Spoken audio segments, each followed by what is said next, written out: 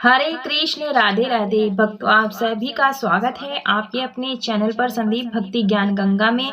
मैं सुषमा रानी आज मैं आपके साथ शेयर करने वाली हूँ गोवत्स द्वादशी की बहुत ही सरल पूजा विधि।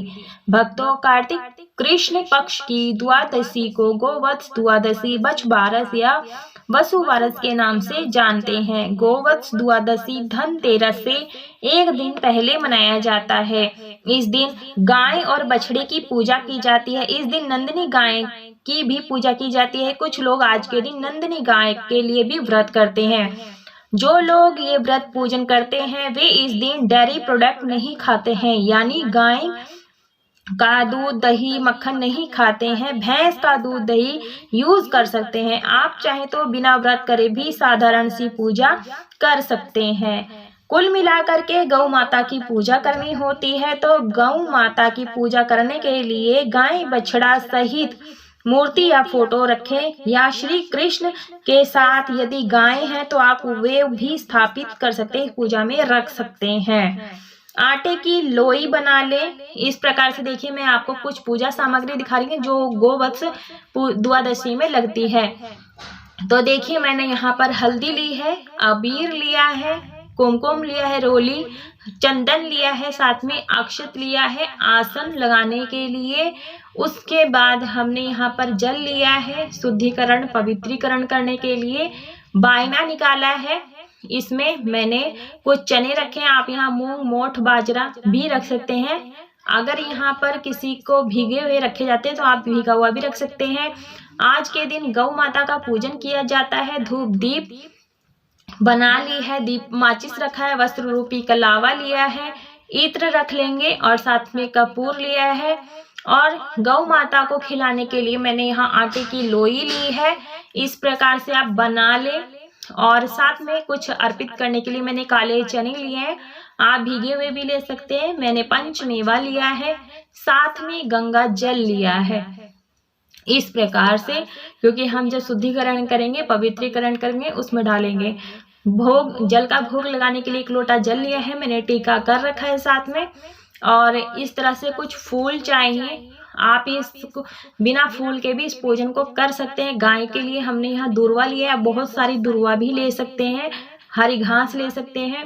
और पूजा में बिठाने के लिए मैंने यहाँ लड्डू गोपाल जी विराजमान किए हैं, क्योंकि लड्डू गोपाल 90% सभी के घरों में मिल जाते हैं। यदि लड्डू गोपाल नहीं है तो आप विष्णु जी और कृष्ण भगवान की फोटो रख सकते हैं। भोग में आप सिंघाड़ा करगंद और साथ में एक हरा फल जरूर से रखें। तो ये है पूजन सामग्री गोवत्स द्वादशी की। तो आप एक दिन पहले ले आए, फिर उसके बाद पूजन करें। भक्तों, ये जो पूजन है आप पूर्व दिशा में या पश्चिम दिशा में या उत्तर दिशा में कर सकते हैं। जिस जगह पर आप पूजन करें उस जगह को अच्छे से साफ कर लें, स्वास्तिक बनाएं, फिर चौकी लगाएं। उस चौकी के ऊपर लाल या पीला वस्त्र बिछाएं। मैंने लाल वस्त्र बिछाया है। अक्षत का आसन देंगे यहाँ पर। तो मैं यहाँ पर अपने लड्डू बाबू को विराजमान कर रही हूँ। आप इस प्रकार से, अगर फोटो आदि है आपके पास तो आप वो भी स्थापित कर सकते हैं। तो भक्तों, दक्षिणा भी जरूर से निकालें। तो यहाँ पर हम गौ माता को भी स्थापित कर लेंगे। तो भक्तों, ये बहुत ही सरल विधि मैं आपके साथ शेयर करूंगी, गोवत्स द्वादशी व्रत पूजन में लगती है।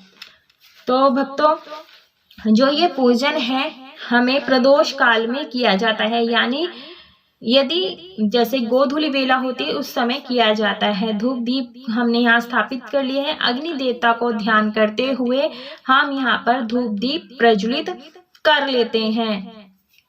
भक्तों, फिर साक्षात आसन दे श्री कृष्ण जी को, गौ माता को। इस तरह से जो संबंध है बहुत गहरा संबंध होता है, तो आप दोनों को विराजमान जरूर से करें। मैंने जल गंगा जल से शुद्धिकरण कर लिया है, पवित्रीकरण कर लिया है। आप चाहे तो कुशा की मदद से भी कर सकते हैं, पंच पल्लव से, आम के पत्ते से भी कर सकते हैं। उसके बाद हम चंदन से तिलक लगा देंगे। यदि आपके पास समय नहीं है तब आप ये पूजा किसी भी समय कर सकते हैं। चाहे तो साक्षात गौशाला में जाकर के भी गाय की पूजा कर सकते हैं, वहां उनकी सेवा कर सकते हैं, उन्हें आप हरा चारा खिला सकते हैं। इस प्रकार से हम सभी को तिलक करते हुए चलेंगे और कुमकुम से तिलक लगा देंगे सभी को। भक्तों, इस प्रकार से हमें बछ बारस की पूजा करनी चाहिए। बछ बारस की पूजा करने का एक परंपरागत तरीका होता है, जिसमें बछ बारस का एक पाटा मांधा जाता है, गेरू से, लाल मिट्टी से बनाया जाता है पेपर के ऊपर। तो भक्तों, वस्त्र रूपी कलावा इत्र लगा करके अर्पित कर देंगे। हमने लड्डू बाबू का स्नान आदि पहले ही कर दिया था, तो ये गौ माता को हम वस्त्र रूपी कलावा अर्पित कर देंगे और लड्डू बाबू को हम सिर्फ इत्र लगा देंगे। इसकी वीडियो भी है मेरे चैनल पर, आप वहां जा करके देख सकते हैं कि पेपर पे पटा पे कैसे मांधा जाता है गोवत्स बारस। तो इस प्रकार से गौ माता को दुर्वा अर्पित कर देंगे। जो भी पुष्प हो आप सभी को अर्पित कर दें। इस व्रत को नंदिनी व्रत को जिनके संतान नहीं होती है उसे संतान की प्राप्ति होती है, और जिनके संतान होती है तो वो अपनी संतान की दीर्घ आयु के लिए, उनके अच्छे स्वास्थ्य के लिए, उन्नत भविष्य के लिए महिलाएं ये व्रत करती हैं। तो इस प्रकार से हम सभी को यहाँ पर पुष्प अर्पित कर देंगे। तो जो गेंदे के पीले फूल होते हैं ये सभी देवी देवताओं को पसंद होते हैं, चढ़ाए जाते हैं। तो आप जो भी फूल ना मिल पाए तो आप गेंदे का फूल तो चढ़ा ही सकते हैं, हर जगह आसानी से मिल जाता है। उसके बाद हम यहाँ पर एक, जैसे हल्दी है, हल्दी का टीका आप जरूर से लगाएं, क्योंकि कृष्ण भगवान को, लड्डू जी को, सभी को हल्दी अति प्रिय होती है, पीला रंग अति प्रिय होता है। तो आप जरूर से तिलक लगाएं हल्दी से, अबीर गुलाल लगाएं।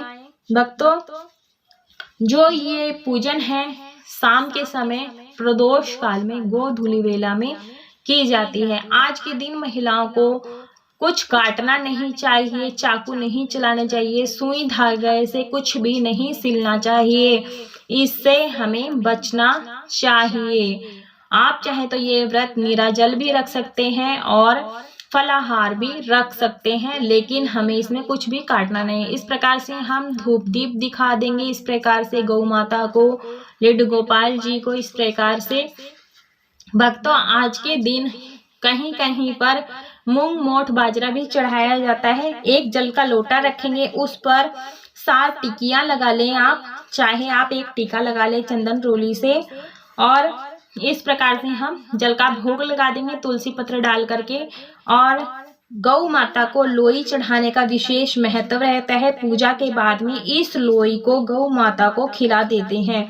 लोई क्या बनाई जाती है? गेहूं का आटा गूंथा जाता है बिना नमक का। आप चाहें तो बाजरे का आटा भी ले सकते हैं, उस पर गुड़ घी लगा देते हैं, तो इस प्रकार से लोई बनाई जाती है। तो यहाँ पर फिर काले चने चढ़ा देते हैं, कहीं कहीं पर भीगे हुए चने, मूंग, बाजरा भी चढ़ाया जाता है। तो इस प्रकार से जो भी ऋतु फल हो वो चढ़ाएं, सिंघाड़ा, शकरकंद, तो कोई भी हरा फल जैसे खीरा, अमरूद आदि ले सकते हैं, लेकिन एक हरा फल जरूर से चढ़ाना चाहिए। बायने में इस प्रकार से जैसे हमें बायना निकाला जाता है, काले चने रखें, उस पर कुछ दक्षिणा रखें कपूर से। फिर ये जो बायना होता है सासू माँ को पूजा हो जाने के बाद सूर्यास्त से पहले निकालना होता है। सभी चीजों को मिनसने के बाद ये सासू माँ को देना होता है और उनके हाथ, उनके पैर छू लेनी होते हैं, आशीर्वाद लेना होता है। जब आपकी पूजा पूरी हो जाती है, संपूर्ण हो जाती है, फिर यहीं पर बैठकर गो वत्स द्वादशी की, वच बारस की और वसु बारस की कथा या कहानी सुननी होती है। इसका सेपरेट वीडियो मेरे चैनल पर है, आप वहां जा करके कथा सुन सकते हैं। उसका लिंक मैं आपको डिस्क्रिप्शन में दे दूंगी, आप कथा सुन सकते हैं। कथा सुनने के बाद जो हाथ में अक्षत पुष्प है भगवान के चरणों में छोड़ देंगे और हाथ जोड़ लेंगे पूजा में रही भूल चूक गलती के लिए। ऐसे हमें गोवत्स द्वादशी, बछ बारस की, वसु बारस की पूजा करनी होती है। तो उसके बाद में हम यहाँ अंत में कपूर से आरती करते हैं। जैसे हमारी कथा पूरी हो गई, संपूर्ण हो गई, पूजा पाठ हो गया, उसके बाद हमें कपूर से आरती करनी होती है, जो कि धनतेरस से एक दिन पहले की जाती है। तो भक्तों, इस प्रकार से हम सभी को आरती उतार लेंगे। गणेश जी के नाम का ध्यान करते हुए, नवग्रह का ध्यान करते हुए फिर लड्डू बाबू का और गौ माता का इस प्रकार से पूजन करेंगे। भक्तों, आपको गौ माता की छोटी सी पूजा यदि पसंद आई हो तो वीडियो को लाइक शेयर जरूर कर दीजिएगा। उसके बाद जैसे हमारी पूजा संपूर्ण हो जाती है, हाथ जोड़ लेंगे, प्रार्थना मांग लेंगे, क्षमा प्रार्थना कि पूजा में रही कोई भी भूल चूक गलती हो गई हो तो क्षमा करें और अपने पूजा जो आशीर्वाद है सदैव हम पर बनाए रखे। दीपक को हम इस प्रकार से ठंडा कर देंगे, शीतलीकरण कर देंगे। उसके बाद जो हमने बायना निकाला है सभी चीजों को इस प्रकार से मिनस देंगे, 3 बार, 5 बार या 7 बार। हमें विषम संख्या में मिनसना होता है। मिनसने के बाद ये जो भोग प्रसाद है हम सभी में बांट देंगे। आटे की लोई गौ माता को खिला देंगे और जो बायना निकाला है सासू माँ को देंगे और जो प्रसाद रखा है वो हम परिवारजन में बांट करके खा लेंगे। तो ये व्रत जो लोग निर्जला रखते हैं वो अगले दिन सूर्योदय के बाद अपना व्रत का पालन करेंगे और जो लोग फलाहारी व्रत करते हैं तो एक समय मीठा भोजन खा करके अपना व्रत संपूर्ण कर सकते हैं। तो भक्तों, ये थी बहुत ही सरल विधि गौ माता की गोवध द्वादशी की सरल पूजा विधि। यदि पसंद आई तो वीडियो को लाइक करें, शेयर करें, सब्सक्राइब जरूर से करें। कमेंट बॉक्स में गौ माता की जय जरूर से लिखें। भक्तों, आज के लिए बस इतना ही। पूरा वीडियो देखने के लिए आप सभी का बहुत बहुत धन्यवाद। जय गौ माता की जय अवश्य रूप से कमेंट बॉक्स में लिखें। मिलती हूँ आपको ऐसे ही नेक्स्ट वीडियो में नए टॉपिक के साथ। तब तक के लिए आप सभी को राधे राधे।